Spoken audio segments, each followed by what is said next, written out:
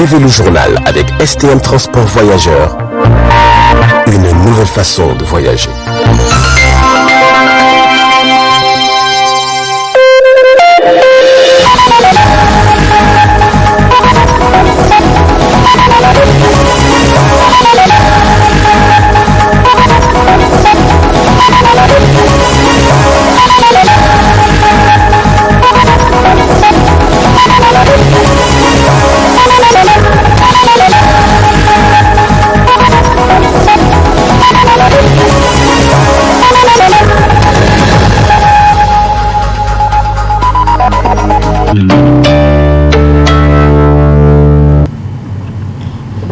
Mesdames et messieurs, bonsoir et bienvenue à cette édition d'information du Miroir de la Femme que j'ai l'honneur de vous présenter avec Ahmed Issoufou.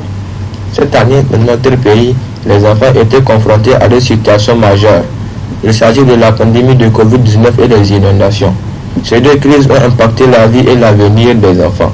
Suivez ce reportage. Les conséquences causées par les inondations ne sont pas seulement des pertes économiques et financières, mais elles ont aussi impacté la vie scolaire des enfants, notamment avec le changement de milieu d'école et plus souvent même un changement qui est lourd pour les enfants de s'adapter à leur nouvelle vie sur le site de relogement. Les inondations ont fait beaucoup de victimes. Beaucoup de personnes sont devenues des sinistrés, lesquels des enfants. Après la rentrée, il y a beaucoup d'enfants qui ne sont pas retournés à cause de leur relogement. Et bien qu'ils sachent, même s'ils sont loin des écoles, ils peuvent rentrer dans les autres écoles. Il y a beaucoup de maisons qui sont effondrées et même les autres enfants ne peuvent même pas aller à l'école à cause des inondations. Les inondations ont fait beaucoup de sinistrés, beaucoup de victimes. Beaucoup de familles sont devenues sinistrées. Les familles ont été logées dans les écoles publiques et les élèves n'ont pas pu reprendre les cours. À cause du relogement, certains enfants n'ont pas pu retourner dans leurs anciennes écoles. À la reprise des cours, ils avaient à s'adapter à une autre vie. Les enfants des sinistrés victimes des inondations doivent être préparés mentalement afin de mieux vivre dans leur nouveau foyer et la cohabitation dans la joie et le bonheur, car l'enfant est un être innocent. À l'occasion de la célébration de la CE2, nos collègues ont tendu le micro à la représentante de l'UNICEF au Niger. Au menu de cet entretien, des questions-réponses sur l'avenir de l'enfant de manière générale. Un extrait. Vous suivrez intégralement cet entretien entre la représentante de l'UNICEF et nos collègues en fin de journal. Alors, quand nous regardons la situation au Niger, nous devons regarder qu'il y a eu beaucoup de progrès pour les enfants dans les dernières décennies. Par exemple, si vous regardez dans les derniers 30 ans, depuis que la Convention était effectivement, par exemple, ratifiée par le Niger, il y a eu de grandes avancées. Par exemple, les enfants aujourd'hui ont beaucoup moins de probabilités, par exemple, de mourir avant leur 5e anniversaire. Comme vous le savez, entre 0 et 5 ans, un enfant est petit et il est plus fragile. Donc, c'est là qu'on voit si la mortalité des enfants de 0 à 5 ans diminue, ça veut dire qu'il y a plus de soins et il y a plus d'investissements qui sont faits dans cette période fragile. Et donc ça, par exemple, ça protège les droits à la santé. En même temps, nous avons, si on le compare avec il y a 30 ans, nous avons beaucoup plus d'enfants qui sont à l'école. Et donc, nous avons eu aussi beaucoup d'avancées dans des instruments qui sont très importants, dans des approches, des stratégies, des politiques qui sont autour des droits fondamentaux des enfants. Par exemple, le droit à l'éducation, notamment l'éducation de la jeune fille, la protection de la jeune fille en âge scolaire, les questions, par exemple, relatives à la santé, des politiques de santé qui ont multiplié quand même des résultats pour les enfants. Nous avons vu des avancées aussi pour ce qui concerne les stratégies, les politiques sur la protection, sur l'eau et l'assainissement. Parlons à présent de l'historique de la journée du 20 novembre et de son importance pour les enfants et le droit de l'homme, de manière générale. Commentaire Wali Hassani. Il y a exactement 31 ans que les dirigeants du monde entier ont pris des engagements historiques envers les enfants du monde en adoptant la Convention relative aux droits des enfants CEDE, qui a fait office dans un premier temps d'accord international, puis par la suite devenu traité relatif aux droits de l'homme le plus largement ratifié de l'histoire. La CEDE a largement contribué à transformer la vie de plusieurs enfants dans le monde entier. La Convention relative aux droits des enfants introduit le concept d'intérêt supérieur de l'enfant, principe consacrant le passage de l'enfant objet de droit à sujet de droit. La CEDE constitue l'aboutissement d'un long processus engagé en 1923 par l'Union internationale de secours aux enfants, adopté ensuite par la Société des Nations et ratifié en 1989 par les Nations Unies. Les principes directeurs de la CEDE sont la non-discrimination, l'intérêt supérieur de l'enfant, le droit à la survie et au développement, l'opinion de l'enfant, le droit à l'éducation et bien d'autres. Cette journée du 20 novembre 2020 a été une occasion pour les élèves de l'école communautaire de Crolly de présenter des séquences de sensibilisation sur la pandémie du Covid-19. Suivez plutôt. Hier, j'ai joué au ballon. J'ai marqué un but. Et toi? Moi, je n'ai pas marqué. Moi, je suis resté en défense pour garder les photos. Moi, j'ai joué à la marelle. Hé les filles, c'est quoi le jeu de la marelle? Bonjour les amis. Bonjour. Comment allez-vous? Ça va bien, merci. Vous ne portez pas vos bavettes? Oui. Pourquoi? Parce qu'on n'a pas envie. Pourquoi doit-on porter les bavettes? On doit porter les bavettes pour éviter la maladie du coronavirus ou la Covid-19. Qu'est-ce que c'est le coronavirus? Le coronavirus, c'est une maladie qui atteint beaucoup de pays comme le Niger. Ça n'existe même pas. Bien sûr que ça existe. Ah bon? Oui. Que doit-on faire pour vaincre le coronavirus? Réfléchissons tous ensemble. Ah, il y a les gestes barrières. C'est quoi les gestes barrières? Le lavage des mains, le port du masque. Il faut mettre une distance aux mains et mettre avec ton camarade. Évitez de toucher les yeux, le nez et la bouche. Toussez ou éternuez dans le creux de votre cou. Ou toussez et éternuez dans un mouchoir. Et après le jeter à la poubelle. Se laver les mains avec de l'eau et du savon ou les désinfecter avec du gel hydroalcoolique. Comment se manifeste cette maladie? Cette maladie se manifeste par la toux, les maux de tête et la fièvre. Mal de gorge, problème respiratoire, crachat. L'année dernière, le gouvernement a fermé les écoles pendant 2 mois. Les bars et restaurants, même les hôtels et même les mosquées. Ils ont mis un couvre-feu et le confinement. Pour se protéger contre le Covid-19, il faut respecter les gestes barrières. La personne qui respectera les gestes barrières sera atteinte par la maladie. Respectons les mesures barrières pour se protéger contre la Covid-19. Abdou Nasser Ibrahim Kako, de l'école de Crolly, classe CM1A. Je me présente Zinat Amadou. Je viens aussi de l'école de Crolly, classe CM2B. Je me présente Malika Kimbaboubaka, en classe de CM2B, à l'école communautaire de Crolly. Je me présente Mourdine Saka, en classe de CM1A. Moi aussi je viens de l'école de Crolly. Rekia Hamadou, école communautaire de Crolly, classe CM1A. Je me présente Habibullah Ali Diouf, classe CM2B, école communautaire de Crolly. Reisha Ibrahim Assouman, classe CM2B, à l'école communautaire de Crolly. Bonjour à tous les enfants du monde.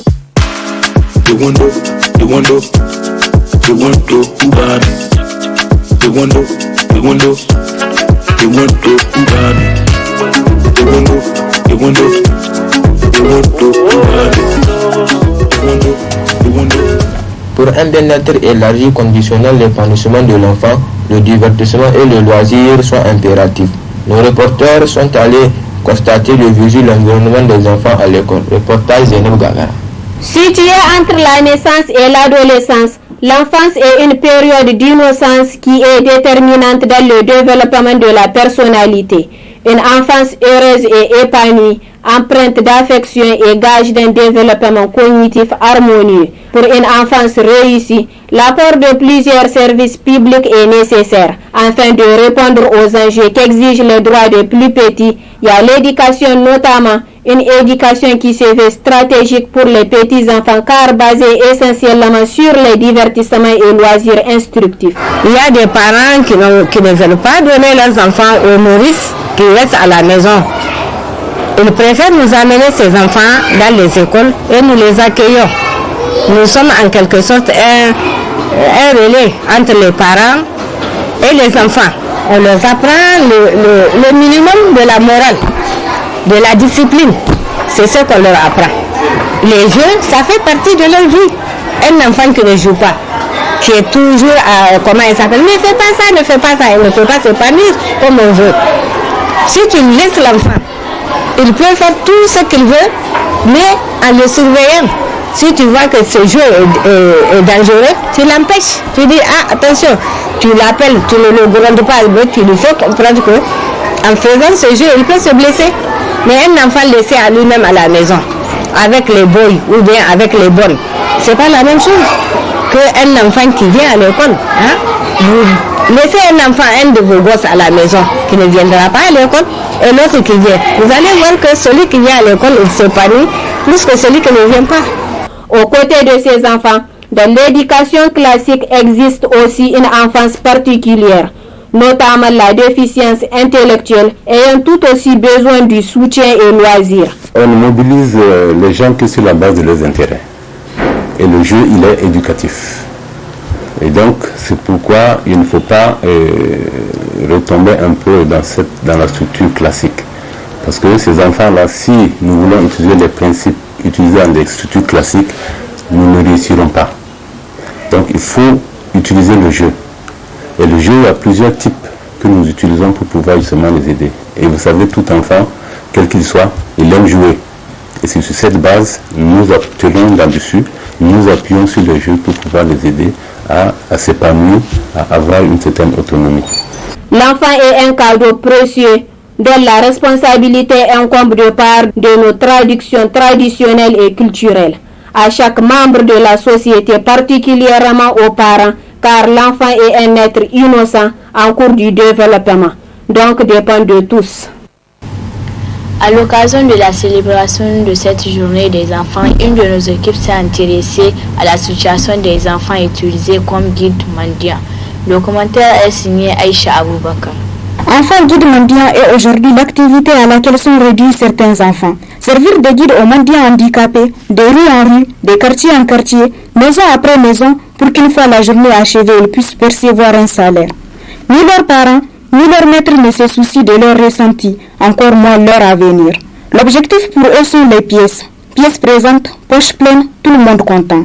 Cette activité à laquelle ils se donnent les prive de certains de leurs droits fondamentaux, notamment celui à l'éducation. L'enfant d'aujourd'hui est l'avenir de demain. C'est une richesse sur laquelle nous devons veiller, la protéger et l'éduquer, car l'enfant c'est l'avenir de la nation. Il est donc impératif de lui garantir un lendemain meilleur en le mettant dans ses droits qui sont inaliénables. C'est en cela que résout tout l'intérêt de la célébration de la Convention relative aux droits des enfants. Place à présent à la partie magazine de cette édition avec la représentante de l'UNICEF au Niger qui s'est entretenue avec nos collègues. L'intégration de leur entretien. Très bonne réception et bonne fête à tous les enfants. Bonjour Madame la représentante. Bonjour. J'aimerais vous poser quelques questions. Je suis prête. Demain c'est notre journée. Rappelez-nous un peu le contexte de cette journée du 20 novembre 2020. Merci beaucoup de cette question parce que la journée du 20 novembre est une journée de célébration, est une journée de promesses. Parce que dans cette journée, nous nous rappelons du jour du 20 novembre 1989. C'est le jour quand elle a été promulguée la Convention des droits de l'enfant. C'est un instrument de droit très très important pour tous les enfants. C'est une convention qui nous dit essentiel respecter et protéger. Donc c'est une convention qui a été une grande inspiration pour toute la planète. C'est l'une des conventions des droits de l'homme les plus ratifiées au monde. Et en fait, elle a impulsé beaucoup de changements pour les droits des enfants dans le monde. parce que du coup, avec cet instrument-là, il est très clair que tout le monde est obligé à véritablement protéger les droits de chaque enfant. Et que non seulement les enfants ont leurs droits entiers, mais ils ont aussi des droits spécifiques pour le fait d'être enfants, parce qu'ils doivent être protégés davantage que les adultes. Donc c'est une convention vraiment qui nous inspire beaucoup de responsabilités tous et qui nous guide dans notre travail et qui doit guider tout le monde dans leur vie. Bonjour Madame la représentante. Bonjour. Quelle est la situation des droits des enfants au Niger? Alors, quand nous regardons la situation au Niger, nous devons regarder qu'il y a eu beaucoup de progrès pour les enfants dans les dernières décennies. Par exemple, si vous regardez dans les derniers 30 ans, depuis que la Convention était effectivement, par exemple, ratifiée par le Niger, il y a eu de grandes avancées. Par exemple, les enfants aujourd'hui ont beaucoup moins de probabilités, par exemple, de mourir avant leur 5e anniversaire. Comme vous le savez, entre 0 et 5 ans, un enfant est petit et il est plus fragile. Donc, c'est là qu'on voit si la mortalité des enfants de 0 à 5 ans diminue, ça veut dire qu'il y a plus de soins et il y a plus d'investissements qui sont faits dans cette période fragile. Et donc ça, par exemple, ça protège les droits à la santé. En même temps, nous avons, si on le compare avec il y a 30 ans, nous avons beaucoup plus d'enfants qui sont à l'école. Et donc, nous avons eu aussi beaucoup d'avancées dans des instruments qui sont très importants, dans des approches, des stratégies, des politiques qui sont autour des droits fondamentaux des enfants.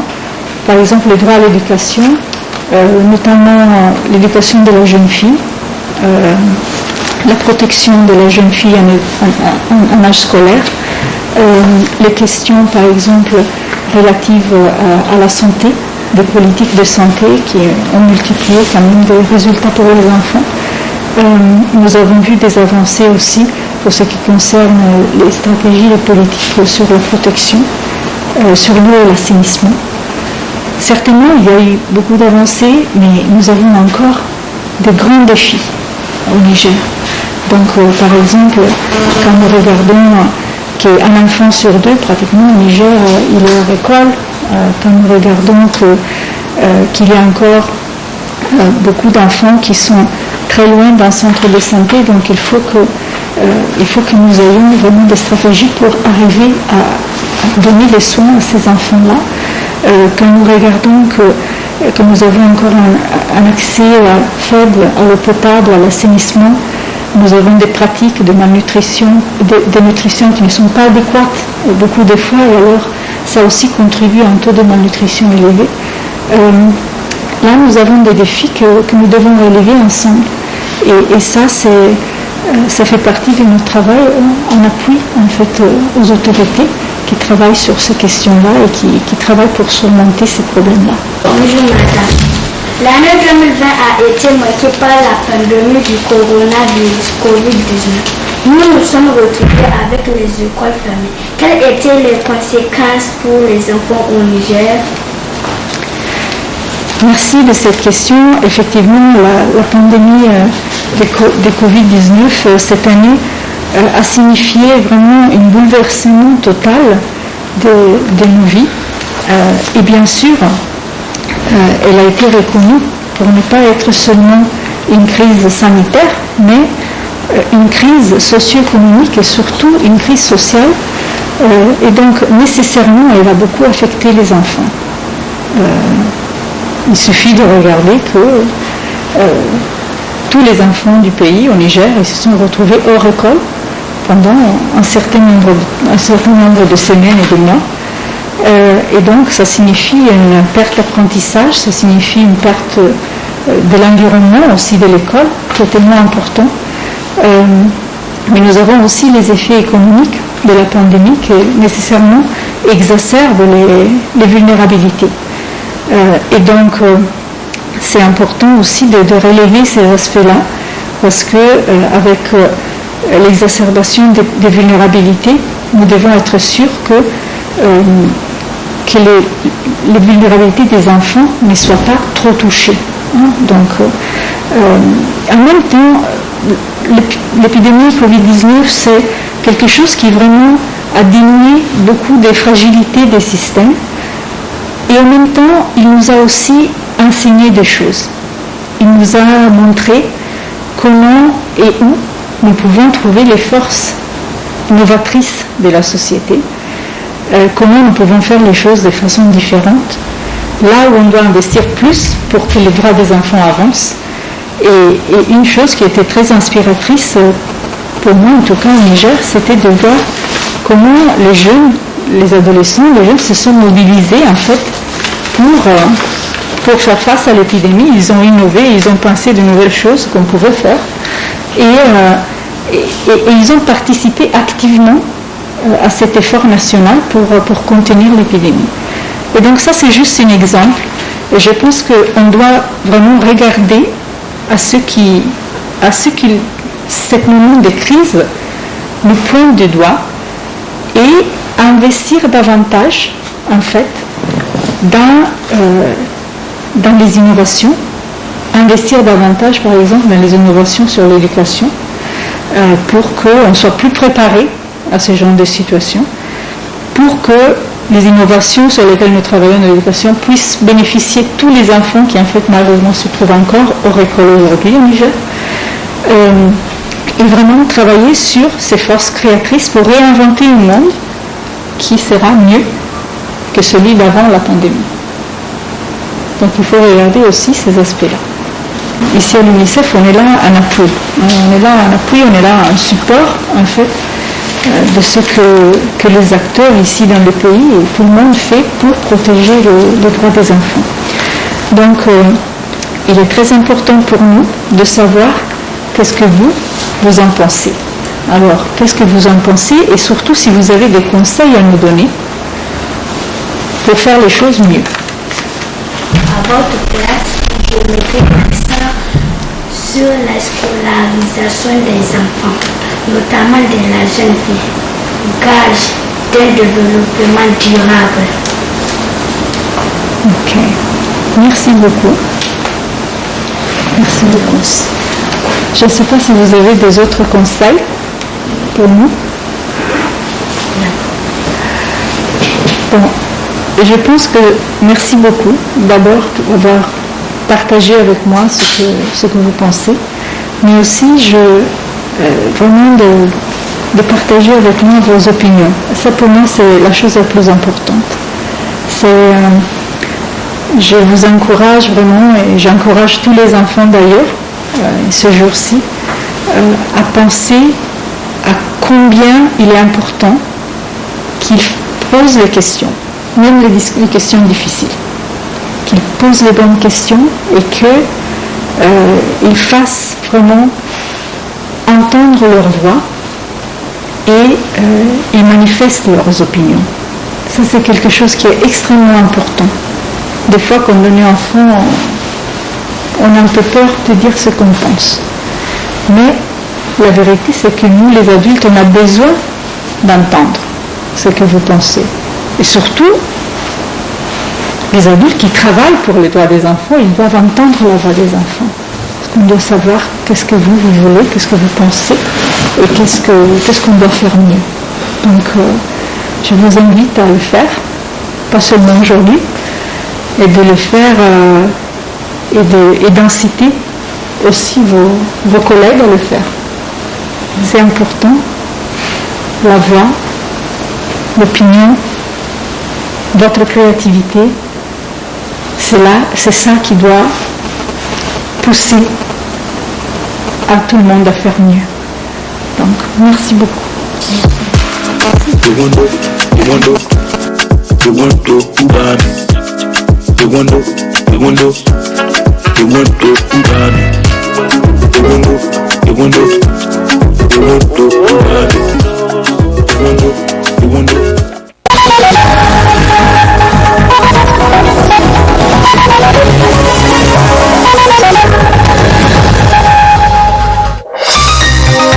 Ce journal vous a été présenté par STM Transport Voyageurs.